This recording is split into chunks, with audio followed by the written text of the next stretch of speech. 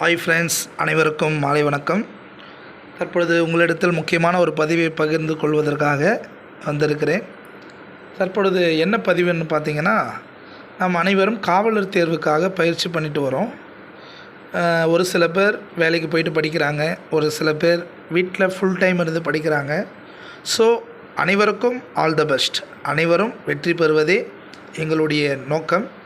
தற்பொழுது காவலர் தேர்வுக்காக அனைத்து மாணவர்களும், தமிழ்நாட்டை சேர்ந்த மாணவர்கள், சென்னை மற்றும் அனைத்து டிஸ்ட்ரிக்டிலிருந்தும் படித்து கொண்டிருக்கும் அனைத்து மாணவர்களுக்கும் வெற்றி பெற வாழ்த்துக்கள்ங்க. அனைவருக்கும் வெற்றி பெற வாழ்த்துக்கள்.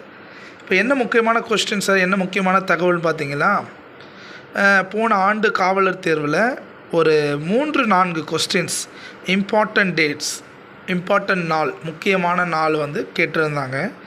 அது என்னென்ன நாள் என்பது நிறைய பேர் படிச்சுட்ருப்பீங்க. ப்ரீவியஸ் கொஸ்டின் பேப்பர் பார்த்தீங்கன்னா அனைவருக்கும் தெரியும். ஸோ இந்த வருடம் நடைபெற இருக்கிற காவலர் தேர்வில் முக்கியமாக கேட்பார்களா கேட்க மாட்டார்களா ஒரு சில மாணவர்களோட கேள்வியாக இருந்தாலும் கண்டிப்பாக கேட்பார்கள் என்று அந்த நம்பிக்கையோடு போனீங்கன்னா கண்டிப்பாக அந்த நம்பிக்கை நிறைவேறுங்க. இப்போ நம்ம அந்த கொஸ்டின் என்னென்று பார்க்கலாம். தற்பொழுது இம்பார்ட்டண்ட் டேட்ஸ் 2024ங்க, அந்த கொஸ்டினை தான் இப்போ நம்ம பார்க்க போகிறோம். Important dates 2024 questions. மே மாதம் முக்கிய நாள் பார்க்குறோம். ஃபஸ்ட்டு மே மகாராஷ்டிரா தினங்க. ஃபஸ்ட்டு மே மகாராஷ்டிரா தினம். அந்த மகாராஷ்டிரா தினம் நீங்கள் ஒரு சின்ன ட்ரிப்ஸ் கொடுக்குறேன் எப்படி ஞாபகம் வச்சுக்கிறதுக்காக. மே ஃபஸ்ட்டு என்னன்றது எல்லாருக்குமே தெரியுங்க. அது என்ன நாளாக இருக்கும் ஒரு சில பேர் நிறைய பேர் திங்க் பண்ணுவீங்க. ஆனால் நீங்கள் தேர்வு எழுதும்பொழுது மே 1 என்ன நாள் கேட்டாங்கன்னா அப்படியே தட்டி தூக்கிடுங்க. மகாராஷ்டிரா தினம்னு சொல்லிட்டு டிக் பண்ணிவிட்டு போயிட்டே இருக்கணும். மகாராஷ்டிரா தினம் அப்போ எப்படி ஞாபகம் வச்சுக்கிறது அப்படின்னா, ஒரே ஒரு ட்ரிப்ஸ் என்னென்னா, ஆக்டர் அஜித் இருக்காங்களே, அவருடைய பர்த்டே மே 1 அவர் பர்த்டே அன்றைக்கி. ஸோ அன்றைக்கி தான் மே 1 மே மகாராஷ்டிரா தினங்க. 2 மே உலக ஆஸ்மா தினங்க. மே 3 உலக பத்திரிகை சுதந்திர தினம். மே 4 உலக தீயணைப்பு படையினர் தினம். இங்கே தாங்க புல் ஸ்டாப் வைப்பாங்க. டிஎன்யூஎஸ்ஆர்பி இங்கே தான் புல் ஸ்டாப் வைப்பாங்க. நீங்கள் எல்லா கொஸ்டின்ஸும் படிச்சுட்டு, எல்லா தமிழ் எலிஜிபிலிட்டியும் படிச்சுட்டு, எல்லா ஜிகே படிச்சுட்டு, எல்லா ஜாகிரஃபி படிச்சுட்டு, நீங்கள் கடைசியில் இந்த உலக தீயணைப்பு படையினர் தினத்தை மறந்துடக்கூடாது. அனைத்து மாணவர்கள் சொந்தங்களுக்கும் ஒரு முக்கிய வேண்டுகோள். ஏன்னா நம்ம எழுத போகிறது காவலர் தேர்வு. அந்த காவலர் தேர்வில் முக்கியமாக காவலரை பற்றி கண்டிப்பாக ஒரு 3 கொஸ்டின் எதிர்பார்க்கப்படுகிறது. ஸோ இதில் ஒரு கொஸ்டினும் நம்ம எதிர்பார்க்கலாம். 4th மே என்னன்னு கேட்டாங்கன்னா உலக தீயணைப்பு படையினர் தினம். ஏன்னா நம்ம எழுதுறது காவலர் தேர்வு, தீயணைப்பு படையினரும் அதில் வேக்கண்ட் போட்டிருக்காங்க. ஸோ அதனால் உலக தீயணைப்பு படையினர் தினம் என்னைக்குன்னு கேட்டாங்கன்னா மே 4 அடித்து தூக்கிட்டு போயிட்டே இருங்க. மே 5 என்ன சொல்கிறாங்கன்னா சர்வதேச போர்க்கால உதவியாளர் தினம். மே 8 என்ன சொல்கிறாங்கன்னா உலக செஞ்சு சிலுவை தினம். 9th மே என்ன சொல்கிறாங்கன்னா உலக இடம்பெயர்ந்த பறவைகள் தினம் சொல்கிறாங்க. மே 9 உலக இடம்பெயர்ந்த பறவைகள் தினம். 11th மே என்ன சொல்கிறாங்கன்னா தேசிய தொழில்நுட்ப தினம். 12th மே சர்வதேச செவிலியர் தினம். 5th மே சர்வதேச குடும்ப தினம். அனைவரும் தயவுசெய்து அனைத்து மாணவர்களும் இரவும் பகலும் ஓயாமல் படித்து கொண்டிருக்கீங்க. நிச்சயமாக நல்லா படித்து நல்ல மதிப்பெண் எடுத்து ஒரு வெற்றி பாதையில் நம்ம கொண்டு போனோங்க. வெற்றி பாதையில் போனோம், அதுதான் நம்மளுடைய இலக்கு.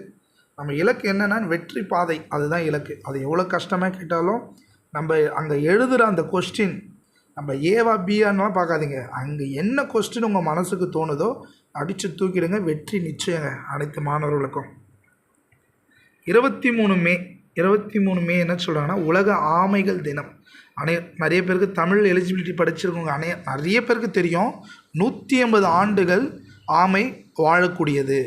150 ஆண்டுகள் ஆமைகள் வாழக்கூடியது. அந்த ஒரு கொஸ்டின் கேட்டாலும் இதில் 2 கொஸ்டின் இருக்குது. 23 மே உலக ஆமைகள் தினம், 150 ஆண்டுகள் வாழக்கூடியது. அப்புறம் பார்த்திங்கன்னா 25 மே என்ன சொல்கிறாங்கன்னா உலக தைராய்டு தினம். இதுக்கு ஒரு சின்ன ட்ரிப்ஸ் இருக்குங்க. அது என்ன ட்ரிப்ஸ்ன்னு பார்க்குறீங்களா? இதுக்கு ஒரு சின்ன ட்ரிப்ஸ் இருக்குது. அந்த ட்ரிப்ஸும் என்னன்றதை நான் சொல்லிடுறேன். தற்பொழுது 25 மே வந்து நம்மளுக்கு என்ன சொல்கிறாங்கன்னா உலக தைராய்டு தினம்.